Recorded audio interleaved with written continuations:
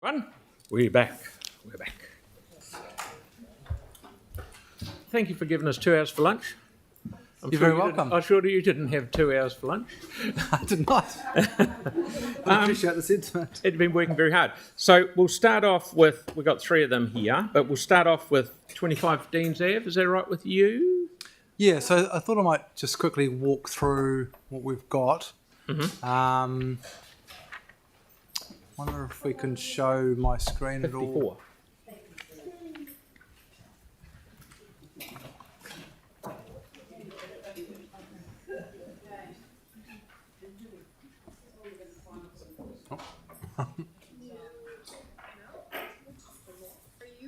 What are you trying to show? My screen. That is, let me.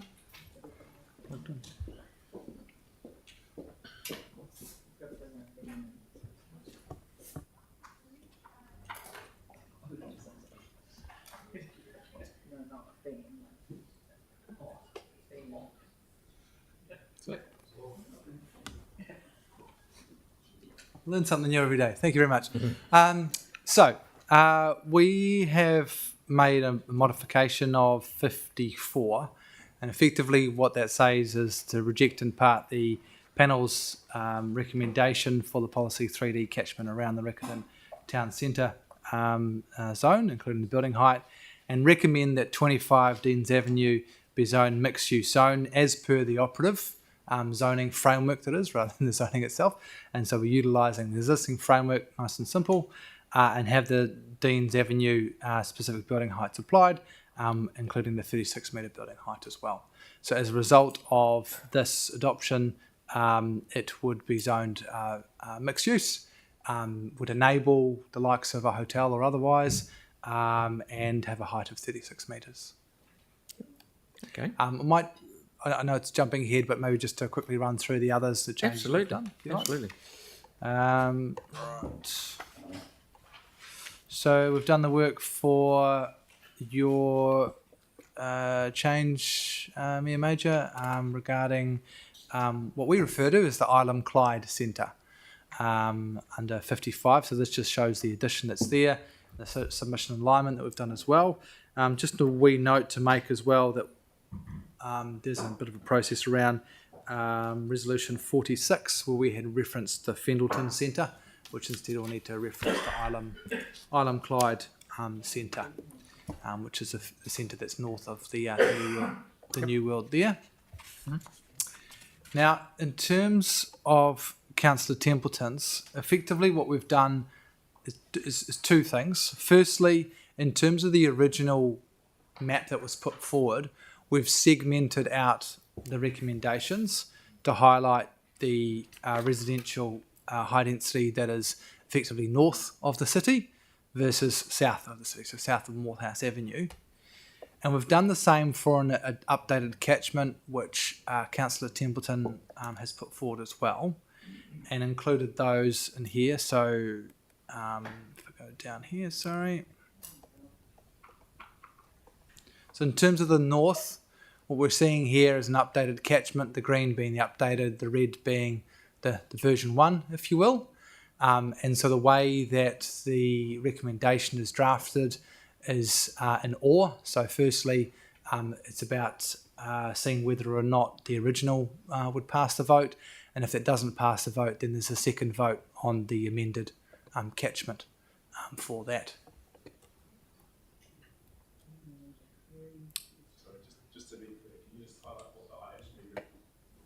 Just the yellow. Just all of this yellow in the 4 avenues, and then the yellow on around Merivale. Yep. The original recommendation or alternative recommendation that Councillor Templeton had is in the red here, and there's a modified which is just the green, so it's effectively buffer around Papanui Road more or less. And what was the IHP's rationale? So they took the walking catchment, or the size, I should say, of the commercial zoning for the central city into account. And so while the central city zone does end right at the top of Beeley Ave here, so effectively is a 0 metre walking catchment, they considered that it was worthwhile to consider the breadth of the city centre, considering how long it is from top to toe, which is quite a large zone there. So if you look at this map here, this shape over here is the central city zone. And so they considered the length from top to toe, and that's why there's a reduced walking catchment they'd recommended, which is just the 4 avenues. Cool. If there's no other questions on the update. Got a few here. Yep, got Tyler first, and then Sam. I'm just trying to track down the Island catchment one, the map. Where is that on? The Ilam Clyde Centre. Yeah. Yeah, good question. You know where Missio's is? Where? Missio's is? Oh, yeah.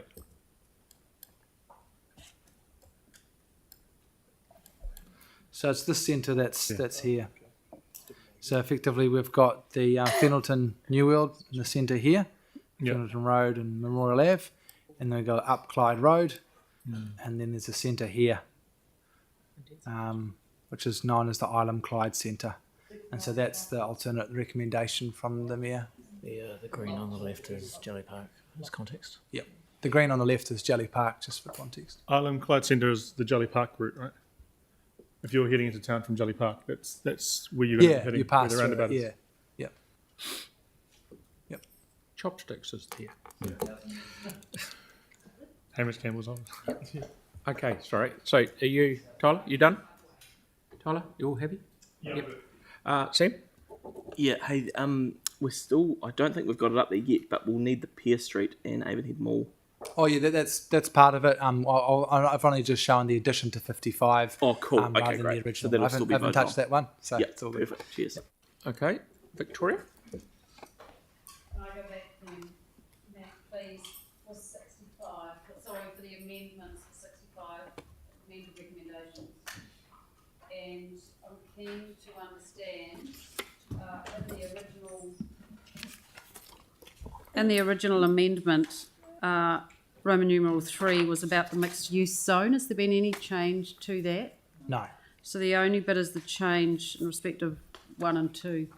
Yeah, that's right. So what we've done is, for 2 is to break it up to say the high density residential that is north of the 4 avenues. So you can consider that separately. And then south of that, so south of Morehouse Avenue, that can be considered separately. If that doesn't pass based on the original catchment that Councillor Templeton put forward, then there's an alternative to say, okay, then we'll put forward this alternative, which is a reduced catchment, and that again breaks up the high density residential north and south of the 4 avenues. And does Roman numeral 3 still stand on its own and can be voted for separately without 1 and 2? Yes. 1 and 3 are together, don't they? Yeah, so 3 is unchanged, but for any of these amendments, Roman numeral 1 must pass, which is the updated walking catchment. But and then Roman numerals 2 and 3 detail how we apply that. So, yeah. Okay.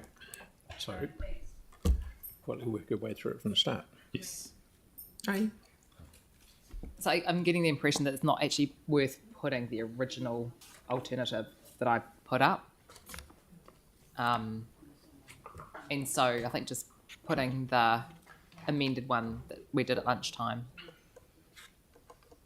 So that's splitting north and south. So that's No. So that's just the updated Yeah, attachment. the DD. attachment DD. Yeah. The So- updated attachment map rather than the first. No, the new green line, not the red line. The new green line, not the red line. Yeah. Tim's got no idea what's going on.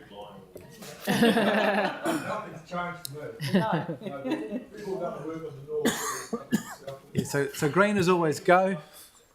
Okay. Listen. So red It's gone. red is gone. So green is it as the main action, including the stuff down the bottom by Brown Street. That's right, and that catchment's unchanged. Yeah. So it's still the green all the way around. All the green. Yep. Right. Yanni, please. Sorry, and again, can you just help us understand what the change in capacity would be with the amendment versus the AHP recommendation? I cannot, sorry. Can you give us a sense of the height difference? So the high density height is 14 metres and the medium density height is 12 metres. So it's basically 2 metres change in what's currently under the operative plan, or the what would Operative be plan is slightly different. So we have medium density that's their RMD, which is enabled to 11 metres, right. but MRZ is 12 metres and then Right. HRZ is 14 metres. Anything outside the 4 avenues is 14 You metres. can do it that way. Yep. Right. So the area that's going north of Beeley, the effective, if we agree to the amendment, the effective height limit change is from 12 to 14. Yep, so you've already made the recommendation to accept the high density around Miraval, which is 14 metres. And so effectively that you could see that as an extension of what's Miraval down to the 4 avenues. Yeah. And in terms of stories, how many stories is that? About 4 stories. Yeah. 4 stories. And it's just along the MRT route. Okay, righto. So, thank you. We'll go back to start Rec 54. Okay, is anyone, before we, because we've got the movement and second already, anyone got any questions for staff on that? Are you clear what it has been changed to? That's what I'm getting at. Yanni? Yeah, thanks. So for the Hagley Park, just want to check. There's no heritage provisions that protect Hagley Park from height development adjacent. No, Sorry, development so adjacent in terms of effectively what council's position was, and we notified, was a 14 metre height limit for high density through the process. That was changed to being a 22 metre height limit, and that was the council's final position. The IHP has recommended a 14 metre height limit, so has rejected what the council's final position was. And so, I guess in their eyes, they felt that was a better mechanism, across the board. And so, there wasn't any need, I guess, to progress with any heritage controls around the Hagley Park. Right, but in terms of the amendment to go up to 36, that would go to 36. That's right. Yeah. So did the panel have any? Like, was it because it's next to Hagley Park? They reduced the height effectively. Is that? No, that's just the standard height for high density outside the 4 Avs. So Okay. the high density in Belfast versus next to Hagley Park is the same. Okay, cool. Thank Okay, you. thank you. So that's enough questions on that one. Any questions on Rec 55, the local centre zone residential catchments? So I'll do questions and then I'll do debate for those 3. Okay, nothing on that. And number 65, is there any more questions of staff on that? Tim? Just with the hierarchy of complaints, in the sense that we have issues now with Central City bars, etc., and the grunge kind of clubs and things that have been in warehouses, etc. Then people build next to them, and then we're getting noise complaints, and they've got to curb what they've been doing, etc. So with the south between Morehouse Ave and Brum Street, this change would then allow for mixed use. So what happens if we've got, say, a panel beater working at night, and what's the hierarchy here? Is it because the industries were there first, they have the right to continue working all hours of the day to feed the kids and all that, pay for their husbands' hobbies, etc.? Or is it going to be that the new residents can say, actually, it's mixed use now, you've got to curb your excitement to work every hour that God sends? The noise limits would need to be complied with for any activity within that zone. So there's not an unlimited right to generate noise even for existing activities. There's also provision in the RMA section 16 which negates unreasonable levels of noise. Residential development that moves in and complains about noise from another activity, it will depend on the site-specific circumstances, but it could fall either way. It's not black and white, and will depend on the circumstances, dare I say. Okay. We could have exactly the same problems that the city's got in St Asaph Street at the moment. Yeah, exactly. That's the problem. Yeah. So there's no priority now, or with this, to say infill with mixed use And within the 4 avenues, you can actually spread out. This would allow you to spread out rather than infill into the 4 avenues. That's the bottom line, is it, do you think? So your question is, if I understand it correctly, is there's nothing to preclude residential intensification occurring south of Morehouse Ave ahead of intensification within the 4 Avs? Exactly. No, there's not. Just going back to the noise issues that we're aware of, we are acting on that both with non-regulatory and regulatory responses, and a plan change will come to you in the future on how we manage noise within the central city and surrounds. And I appreciate the work on that. It is not easy, so thank you. Okay. Oh, sorry, Yanni, please. So just to pick up on that, so if we approve these changes, effectively we run the risk of shutting down some of those local live music venues by enabling more residential development. There's no live music venues in that part of the city at the moment. In Sydenham. Yeah. Oh, true. You're right. Yeah, you're right. And there's other ones down. True. Other events that happen, and probably not live music venues, but in sort of some of the industrial warehousing. So I'm just trying to understand, like, in terms of the noise plan change. Obviously, we've got the stadium site because this is for the whole central city. So there's nothing. Is there anything in here that raises the standards around noise, recognising around the reasonableness, which I think we've explored a lot, and it's not very effective in controlling noise, is it? But the standards are generally what we go by. So, for example, we're building the new stadium and we're going to have a whole bunch more events, but then we're going to put a whole bunch of housing that's going to put those events at risk. In the context of the stadium, we've got installation requirements around the stadium to mitigate the effects of noise on future residents in that context. In the context of the mixed-use zone,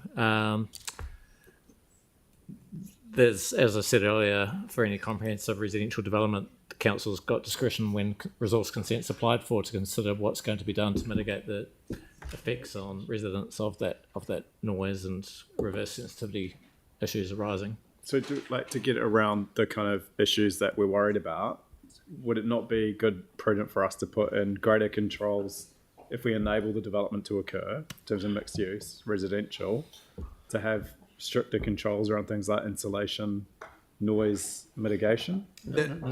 Sorry, not in the context of this plan change, though. Right. Because it'd be more restrictive than the status quo. Even though we're enabling mixed use to go into an industrial area.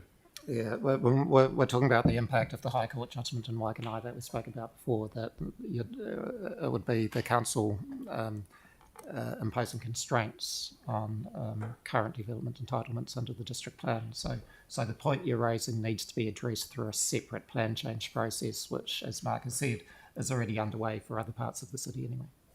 So if we wanted to rezone this today, and then could we extend that noise plan change to cater for the new mixed-use areas that are coming through this plan change? Yes, we could.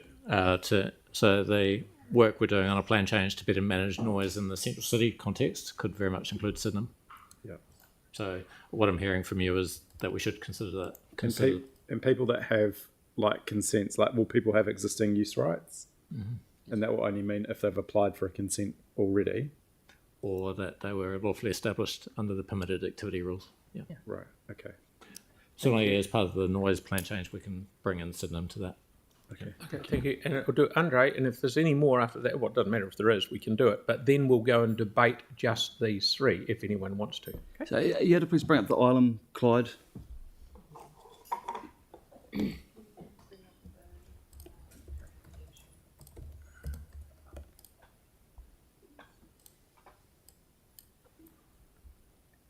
Sorry, folks behind the computer. Do you mind putting up my screen? I'll just bring up this screen. This is the island. Okay, yeah, cool. No. Cool, thank you. Righty. So thank you, gents. We will now debate. Have you got any questions on that, Andre? No. Look. Can I just have the words put back up, please, that you crossed over quickly on Island Clyde? Thanks.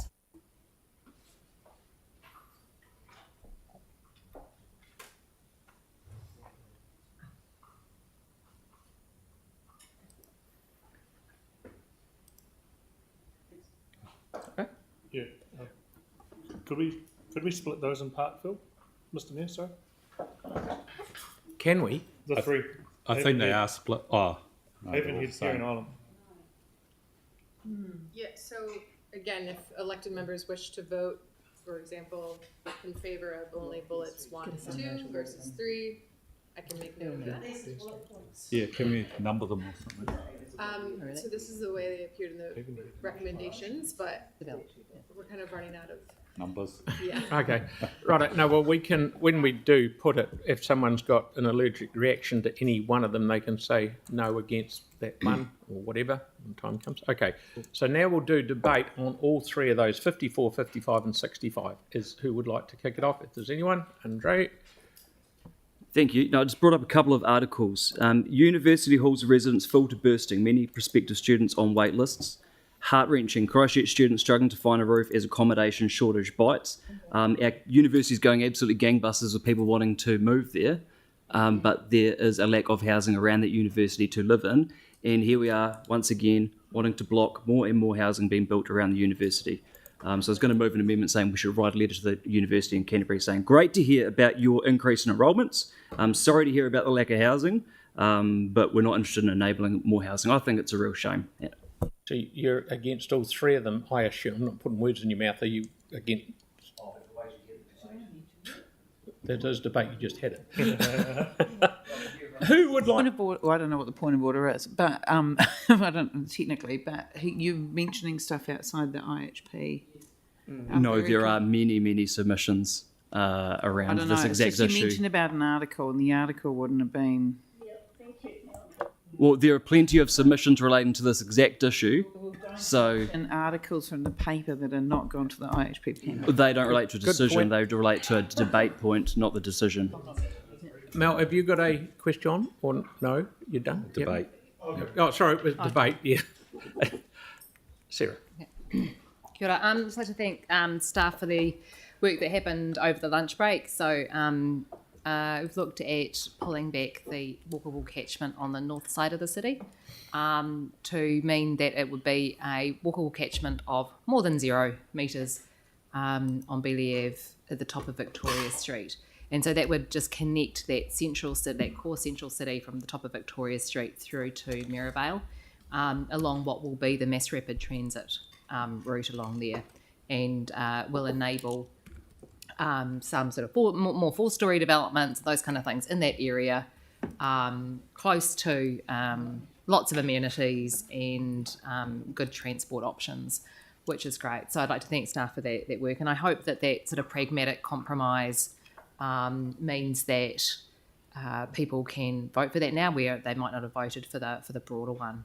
So it's only a small change in the end to what the independent hearings panel have recommended on the north side of the city there. So I hope people will go for that. Thanks. Tim? Thank you. Totally see the advantage of developing the southern side of Braham Street between the north side of Braham Street, the south side of Moyes Ave. But there are a huge amount of small businesses in there that are making their livings in there, and it's a huge change. And I think, as our staff can testament to, the change with noise, if a tree falls in the forest, does anyone actually hear it? When a panel beater or somebody's working in the middle of the night just to try and pay the bills, not only their mortgage but their rent and feed the kids, does any actually care? So I think we've got to do a lot more with regards to the south of Christchurch in this. I totally get the convenience to the central city, but then again, if you cross Morehouse Ave, there's not enough development there, I think. So I'm really struggling to support this at the moment because I don't think there's been enough connection with those businesses in that area. And to say that, there's only 2 or 3% industrial, there's a huge amount of business in there that are not residential. And I had friends living in that area before the earthquake where they lived collapsed, but, and they loved it. It's convenient, etc. And it would be great to see again. But at the moment, I don't know if I can support this as it is. So thank you. Okay. Anyone else? I'll just throw my... Yeah, Tyler? I'm stuck between two here because I see the pros and cons of both arguments in regards to 54. if we're referring to the Pier Street catchment, which is around Athol Terrace, around that area is obviously Villa Maria just up the road, but it's a high student population, particularly on the corner of Athol and Pier. And there's already a mix of old residentials and new developments in that area on Pier Street, going along down, of course, Yolthurst Road. And then in the catchment that the Mayor just raised was pretty much smack bang in the middle of quite a lot of movement from all residents making their way through to town from the Jelly Park area and Aorangi Road, etc. So I'm sort of sitting in the middle here. The other one is around Avonhead Moor, and I'm usually going on the principle of supporting the local elected member, of which I'm very in a bit of a kerfuffle, if you will, if that's the word to use. So I may or may not be supporting each of these. That's why I wanted them split. In terms of Councillor Templeton's amendment, I'm very, very happy to support that. It's going to be great for the city to be able to use that walkable catchment to get into town and utilise the things that the city wants. If we wanted to reinvigorate the city, I believe this is going to be beneficial for that. So that's why I'm supporting Sarah's amendment. Okay, Pauline. Yeah, I'd better respond because I indicated that I was not going to support the north of Believe and number 65, and I still am not going to do that. I don't really support the extension of 800 metres to 1.2 kilometres anyway, so I'll be voting against all of that. I think this is already a very high density area. I don't think we need to, in Papanui Road in actual fact, I wouldn't be surprised if it was mainly commercial anyway, because it's got motels and bottle shops and schools and all sorts of things anyway, so I think we can address that later on if there's a need. So just as an indication, that's where I still am on this one today. Thank you. Yanni? Thank you. So, yeah, I mean, I think those local neighbourhood centres make sense. So, you know, I think, you know, councillors that have argued to do more for housing, and then you've got an opportunity. It seemed only fair that it's not just done in the in certain parts of the city, but actually, particularly in the lower socioeconomic areas. But that if we are going to upzone, then it should go across more of the city. In my view, we do need to get denser, but also, actually, we also need to understand that just we have capacity at the moment. So the idea that we've got people that are not being able to afford housing because we've got capacity, we've got insufficient capacity, just doesn't ring true. In fact, in Brisbane, they did a study. They zoned for density and got higher house prices, and that was over 20 years. They looked at that. So, you know, I just think there's trade-offs that we're making around what we're doing, and yeah, I am concerned over the central city, the reverse sensitivity. As someone who represents an area where we've had repeatedly complaints about noise, and it's not actually, we're not very well able to manage those, and so, you know, to me, actually, the more prudent approach would be to work out those controls ahead of doing the rezoning so that everyone is clear. I think that's really important. And for Dean's Ave, I do have concern at this extent and scope of the proposed change, particularly a significant increase in height. And again, I think the more appropriate thing would be for us to do that through our own plan change rather than to put it into this one today. So a mixture of supporting some of these, and I will be abstaining on the Central City one to the north as well. Yeah. Karen? Yeah, I was actually hoping the Dean's Ave one would go through unanimous, but I'll dream on.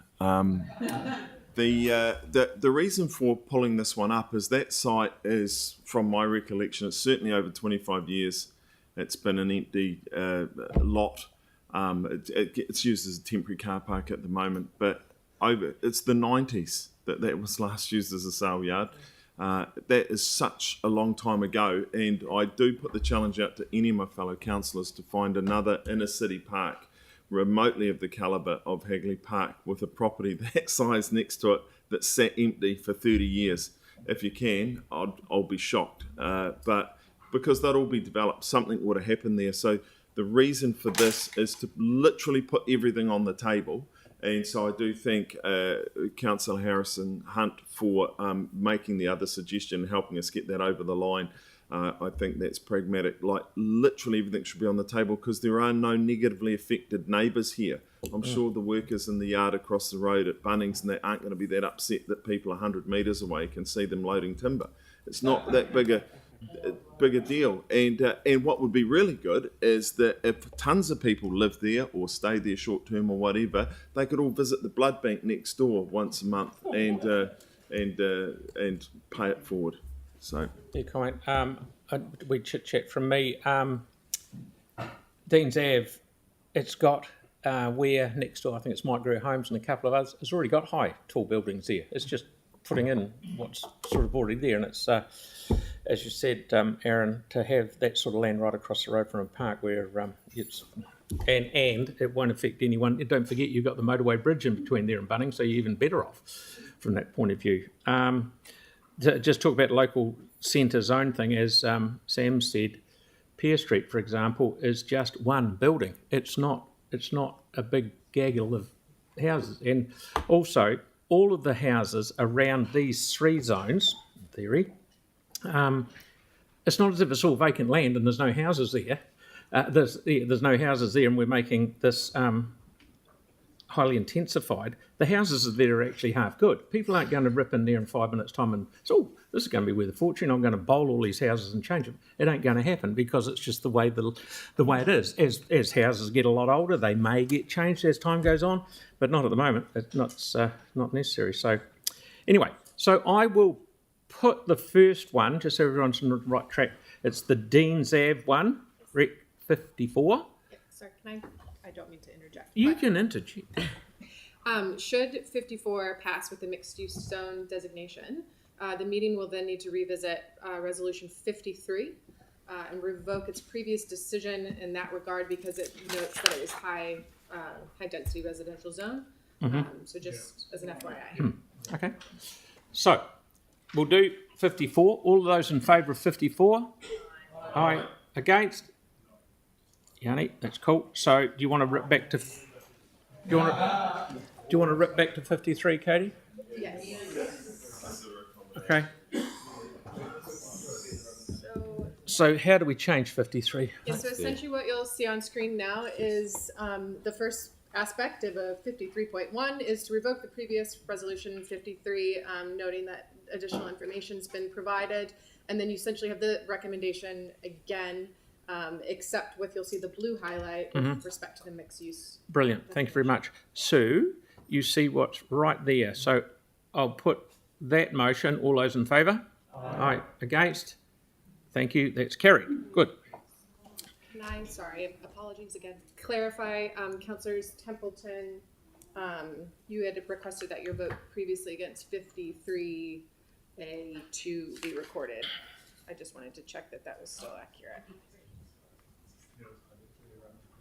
Or I might be mistaken. My notes are messed up. I'm just gonna let you think. I think it was, yeah. Thank you. Okay. No, that's good. No, we're doing very well. Okay. Okay, the next one is Rec 55, local centre zone residential catchments. Now, do I put 1, 2, and 3? Yeah, I'll put the whole thing. 50A1, first bullet point 1. Okay. 2 and 3. Separately. I think so. Righto. So what you see, I'll put them there, and at the moment you're voting on bullet point 1, Avonhead Local Centre. All those in favour? Aye. Against? Aye. Division. Yeah.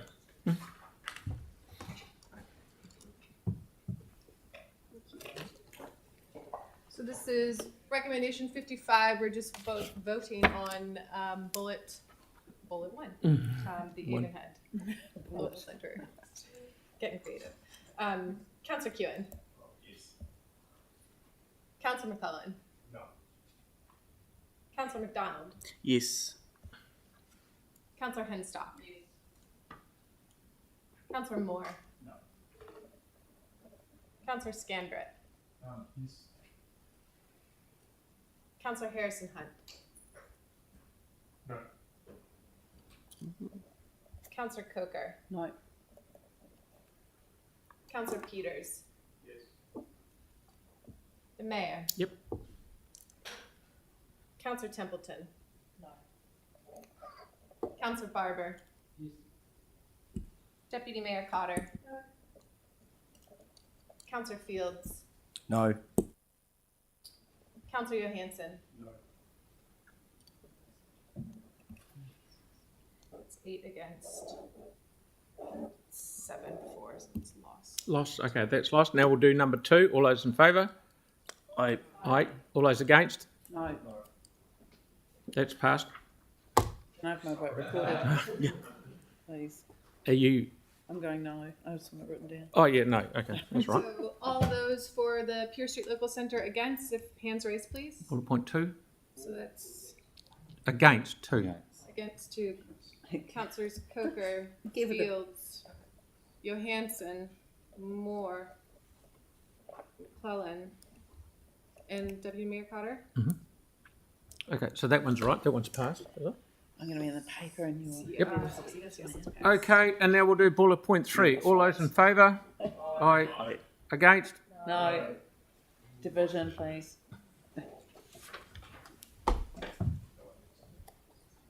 Gotta work out what kind of graphic to make, Mel. All right, so now the Island Clyde Local Yes, so the Centre. owner dining. We're ready? Councillor Templeton. Councillor McClellan. Councillor McDonald. Yes. Councillor Johansson. No. Councillor Fields. No. Councillor Moore. Councillor Coker. No. Councillor Peters. Yes. The Mayor. Yep. Councillor Scandrett. Yes. Councillor Barber. Yes.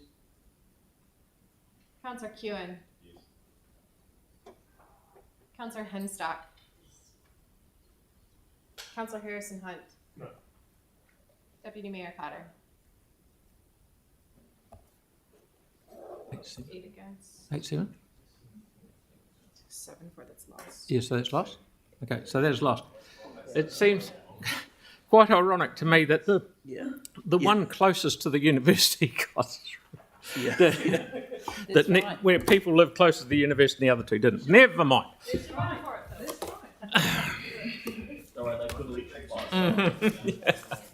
Okay, we're now on to the last one of the day. Rec 65, City Centre Walking Catchment. Are we all good there? So which one are we actually putting first, Katie? So I believe. Oh no, it's actually been joined together, hasn't it? It's yes or no, yeah. So I think we can. The meeting can vote on recommendations 1, 3, and 4 because it's the 2 is crossed out because it's been dealt with. It's going to be dealt with separately. But didn't they say if one doesn't pass, the rest of it can't be done? Is that correct? That's right. Yeah, so I'd say put 1 or AI first, then see. Right, so Sounds good. AI. Yeah, okay. So everyone knows where we're looking here? Right, I'll put that motion. All those in favour? Against? No. That's lost. Okay, sorry. Just do you want division? Here. All right. Recommendation 65A high. Councillor Moore. Councillor Johansson. Deputy Mayor Cotter. No. Councillor McClellan. Yeah, yes. Councillor Barber. No. Councillor McDonald. No. Councillor Kewen. Councillor Fields. Yep. The Mayor. No. Councillor Scandrett. No. Councillor Harrison Hunt. Yes. Councillor Coker. Yes. Councillor Templeton. Councillor Peters. Yes. Councillor Henstock. No. That's 7 against. That's 7-0. Yeah, it's 7. It's a tie vote. There's one missing. So what does that mean? That means that. Yes. Yeah, I understand. Councillor Johansson abstained, so that's a tie vote, which is the status quo. Which We can revisit it at the end of the meeting if we decide to do that. The tie vote. This is the end of the meeting. Should we retake the vote? Are we able to do the mixed use south without this? We can. No. No, we can't at all. No, you're required to have the increased walking catchment for it to be considered. Yeah. So Yeah. people have just voted against So, increased density in the central city, putting so pressure on the neighbourhoods. yeah, it's all of it. But you've already got an IHP recommendation, so it's it's essentially a tie vote, and we can't sit with the status quo. Yeah. So So we then it have would to just- have a We have to have decision a- on this. We have to have a. Sorry. Sorry? Sorry. So there's an alternative in front of you. So for resolution 65, there's two parts of what you see in front of you. The first part is the alternative resolution, and the second part is the foreshadowed motion that the mayor and the deputy mayor have already done, which is to accept the IHP recommendation. So as a result of your vote on part I of the alternative recommendation, the vote now is for the IHP recommendation. Yep. So we put them separate. So now we're voting on the foreshadow motion. Which is This here. righto. so the Okay. So we now put 65. Sorry, can we get the new wording circulated around What's there? for the amendment? And can we also get advice what happens around if this one is deadlocked as well? Well, we'll worry about that when it happens. are we just voting to accept the IHP? Yes, that's Yeah. right. So yeah. So on this is what happened. Yeah, we haven't had to do this yet. This is the first time. So we. an opportunity. So we're now doing this one right in here, the foreshadowed motion. All those in favour? Aye. Against? That's carried. Right. For the foreshadowed motion, for those who would like their votes against to be recorded, it's Councillors Coker, Councillors Templeton, Councillors Hanson, Councillor Moore. Right. Yes. that now? Councillor Harrison, thank you. Yes. McClellan.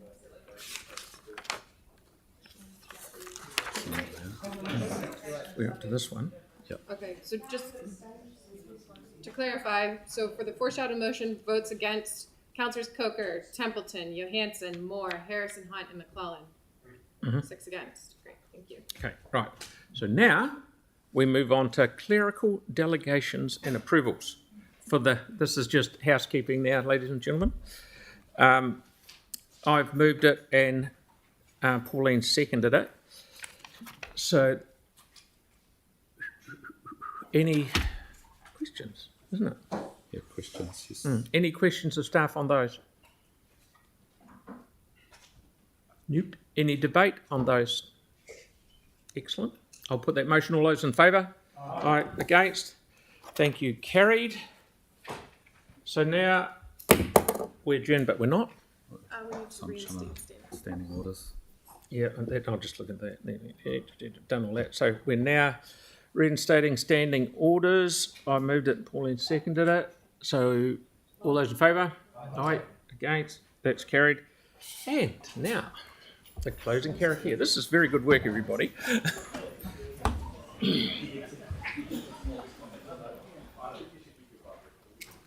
Go Kelly.